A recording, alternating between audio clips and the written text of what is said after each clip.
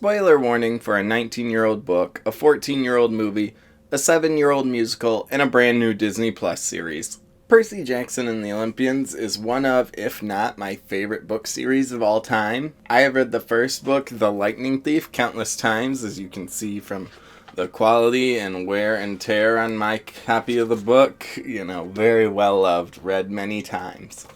The combination of Greek mythology with middle school hijinks and shenanigans makes for a really fun and great read. With 2 less-than-stellar movie adaptations and an okay Disney Plus show, one might begin to wonder if Rick Riordan's adventure series is even adaptable to the visual medium. Both of those adaptations had failed to capture the magic that really made the books so special. Well, what if I were to tell you that the best adaptation of The Lightning Thief isn't on the small or big screen, but instead on the theater stage? There's gonna be a fight. In 2017, the writing team of Joe Tracz and Rob Rakicki set off on an impossible quest to adapt The Lightning Thief into a 2-hour musical for the Broadway stage. Now, if you haven't heard of the musical, this video isn't going to be the in-depth history into the production and behind the scenes. For that, you should go watch Wait in the Wings video on the musical. He goes into the production and backstory and everything that has to do with that musical behind the scenes.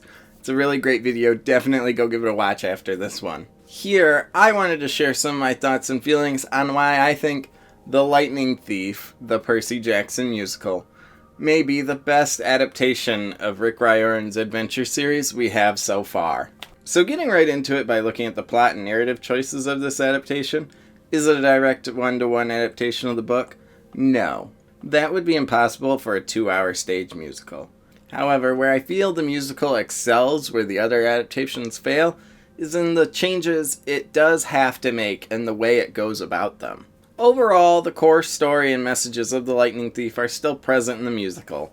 Percy Jackson, the newly titled son of Poseidon, is set off to go on a quest to recover Zeus's master bolt before the summer solstice. The moments that are cut or altered are done in order to help the story flow within the 2-hour restrictions of a musical. There are even some changes I would argue are more interesting than the original narrative, and definitely more interesting than anything the other adaptations have tried. For example, at the beginning of the musical, Percy tells Luke about the full prophecy before he leaves, the most notable part of this change being that Luke hears the line, "You shall be betrayed by one who calls you a friend," and he brings it back up later at the end of the show when it's revealed he's the Lightning Thief. It's a nice little moment that adds to the reveal and Luke's deceit throughout the entire musical. The change is also non-consequential. Like, does it have to be there? No. But it also doesn't change the meaning of that scene. Luke is still betraying Percy. Percy is hurt. It's just Luke almost has that extra twist of the knife with the betrayed by a friend bit. Another big change that the musical makes in order to fit its runtime is a majority of the adventure across America is truncated into one musical number called Drive. While the Medusa encounter plays out in full, stops like St. Louis, Waterworld, and Vegas are all just small gags within a montage. Now I know what you're immediately thinking, no Lotus Casino? Well, they do make a stop, but Annabeth, who's being more vigilant after missing all the clues at Medusa, points out the danger and the group leaves. The Lotus Hotel. You're joking, right? In the Odyssey, if you went to sleep in a lotus bed, one night could last 100 years. Okay, well, I'm sure that's irrelevant. Excuse me, miss, how long have you been at this hotel? Why, my brother and I arrived just yesterday, May 1st, 1939! Ooh, we can sleep on the road! The reason I feel this works better than how they did it in the Disney Plus show was because the characters were still able to have flaws and make mistakes and be in danger. The Disney Plus show also changes the Medusa encounter. Here in the show, the Medusa encounter still plays out. So then it does make more sense that Annabeth would be ready for the Lotus later on in the story. She's hard on herself in the musical. She blames herself for what happened at Medusa's. I should have figured out who she was sooner. My mom is going to be so disappointed in me. Also, the song Drive is one of my favorites. It's a very high energy. So while you might be missing out on those stops like St. Louis or Vegas, They still have little bits in the song, and it's all very fun, it's fast-paced, and it makes for a great time. You almost don't know what you're missing because you're enjoying the music that's happening in your head. Overall, I think the pacing of the musical is really good, and it captures the heart of The Lightning Thief. And really, the changes it does make are only going to be noticed by longtime fans who have read the books. You know, the movies aren't as accurate, and the show aren't as accurate. Every adaptation is different, which is what an adaptation is supposed to be. You know, it's changing something to fit a new medium. It also helps that a large portion of the story is told through song. Now, it wouldn't be a stage musical without a few songs here or there. Well, I'm happy to tell you that in The Lightning Thief's mere 2-hour runtime, there are a massive 19 songs on the album. I fully admit I am no music expert, and I couldn't tell you if these are actually well crafted, musically constructed songs, but I do think they are fun and catchy and really match the energy of the Percy Jackson and Olympian series. And each of these songs serve a purpose. It can be tricky with musicals to not just put a song just to have them sing. In this one, songs are used to express character motivation, to move the plot forward, to transition from different scenes, and exposit information in a more exciting way for the Broadway audience. For example, in the story of The Lightning Thief, Percy is given a prophecy before embarking on his killer quest. While in the book and show, this is simply told to him by the spirit of Delphi, I'm sure you can figure out how it's done here. That's right, through song.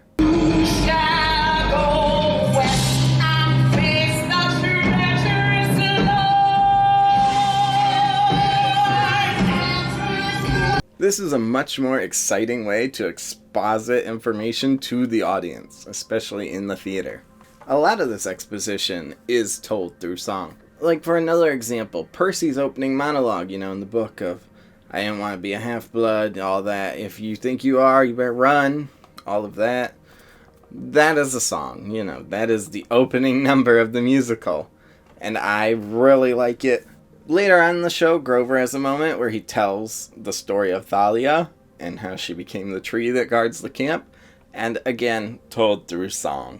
Is every song a banger? No. I'd be lying if I said I listened to songs like DOA, Their Sign, and Weirdest Dream as much as the other songs on the soundtrack. But those such as Good Kid, Killer Quest, Another Terrible Day, and The Day I Got Expelled are constantly in my musical playlist. I feel like these songs really worm their way into your head, especially if you're a book fan. I fully admit I can't read the prophecy anymore without, singing the song in my head. All that being said, the show can have its own music and the story of The Lightning Thief, but that all falls apart without the characters. For years, fans have followed the trio of Percy, Annabeth, and Grover on their various quests to save the world. Fans would know in a second if they weren't done justice. Thankfully, each character is done right and even gets a solo to kind of have their moment to shine and express their character flaws or thoughts. Percy Jackson can be a complicated character to adapt, seeing as the book is told from his first-person point of view. We hear everything that's going on inside Percy's head. Now, obviously, in film, television, and the Broadway stage, you can't really do this. Percy may say things that sound rude or mean, but because we're in his head, we know he doesn't mean it and that he overall is a good kid. That being said, the musical does stick true to Percy's character, keeping him as the sarcastic, sassy, and funny middle schooler we all know and love. Caravantium's Garden Emporium. It's a do-it-yourself sculpture kit. No. It's Medusa's head, so...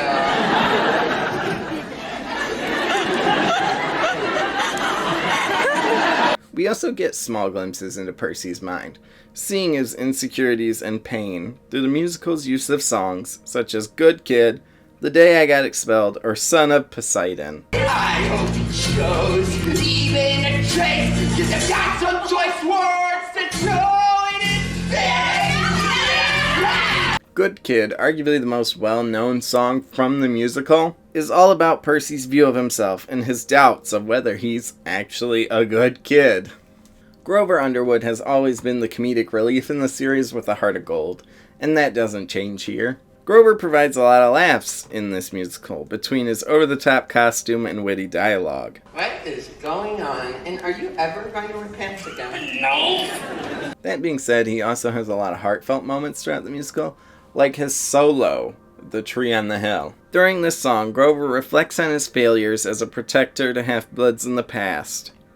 It serves as a good moment in the musical to remind new and old viewers that Grover is more than just a punching bag for monsters and bad jokes. Annabeth Chase, daughter of Athena, is the mad battle strategist of the group. Annabeth provides the group with a plan and her infinite wisdom of the Greek pantheon. That being said, she's haunted by the absence of a parental figure in her life.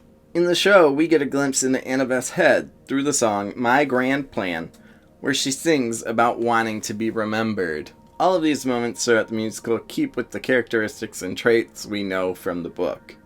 It's all in the writing, which means just about anyone of any race or age, as long as they have the charisma, can play these characters. For example, the Broadway and US tour actors are far too old for the characters they're playing, but they match the energy perfectly. My personal favorite lineup of the cast is the second US tour. I think it also speaks to how well these characters are written that the cast can be so small, with actors usually playing more than one role.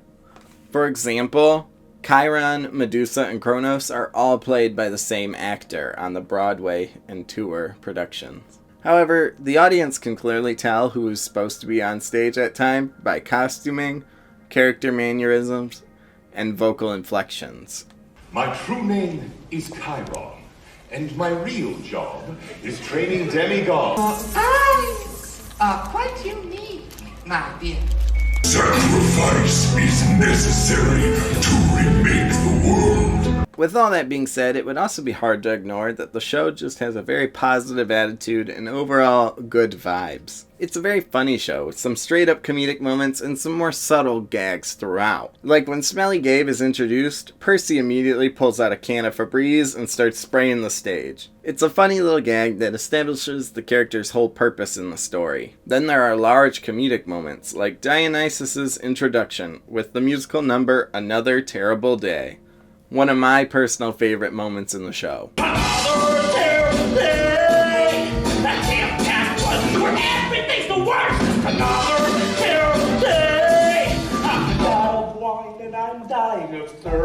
It's very in character for a cranky Greek god to introduce himself through a song about how terrible life is. Like I mentioned before, Grover is the comedic relief in the book, and that is carried over here with plenty of gags and jokes I don't want to spoil here. Another thing that contributes to the charm of the show is how cheaply it's made. Originating as an off-Broadway show that toured the US, the set is minimalistic with scaffolding accompanied by some Greek columns. It really matches the middle school setting and age of the children. It feels like something the characters in the story would have put together to tell it. The props are also very simple and incredibly charming.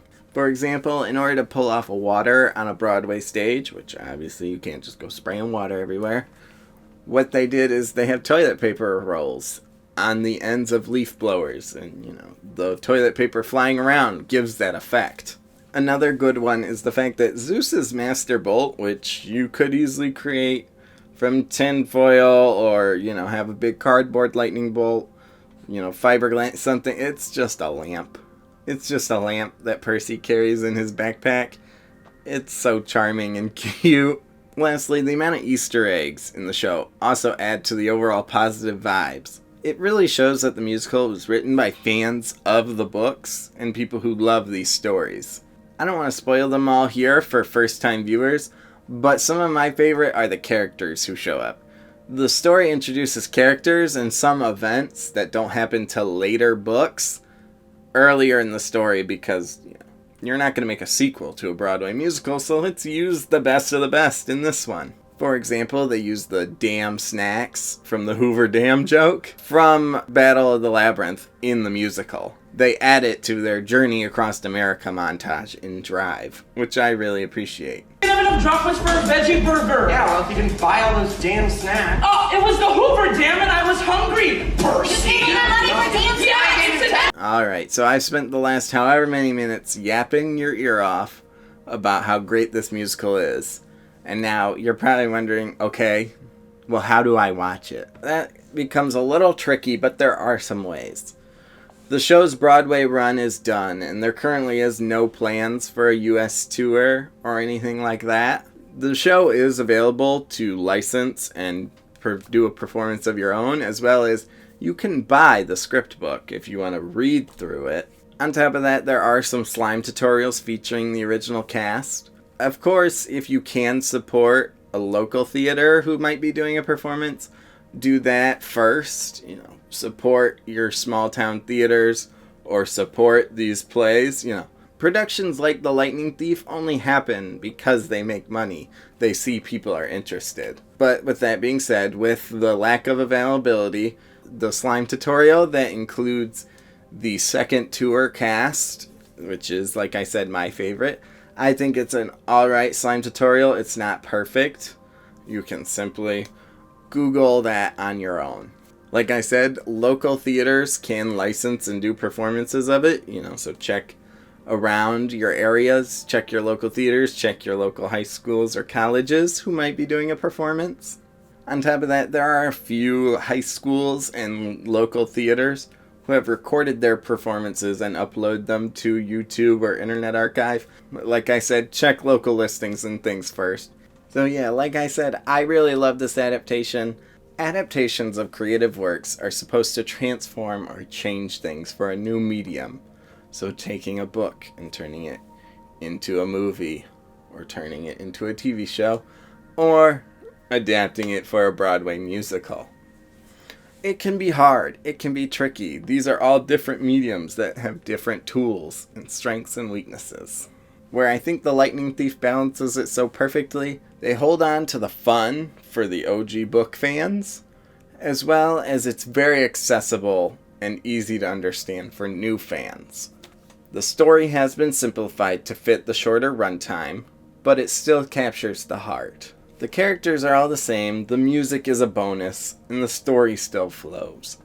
Of course, the movies are nostalgic, but they're not great adaptations. They slaughter the characters, and they mess up the story. The TV show is a much better adaptation, but not perfect. The characters are true, but the narrative is wrong. Major plot beats are rushed through or shortened, which I know I said happens here in this show. However, they're done where there's still suspense or danger. Medusa still plays out where it's a dangerous situation. The Lotus Casino is still dangerous. There is still danger and adventure in this story, where I feel the TV show lacked a bit of. So in the long run, I think the musical gets the most right, and it's not a long-time commitment for new fans. Of course, if musical theater isn't your thing, you're probably not going to like this adaptation. But for someone like me, I think it's the best Percy Jackson adaptation. Thank you all for watching and listening to my ramblings about the Lightning Thief musical. I'm a big nerd and I talk about stuff like this all the time. If you liked what you saw here, don't forget to like, subscribe, and hit the bell so you know when that next one's coming. Thank you for watching, and I'll see you in the next one.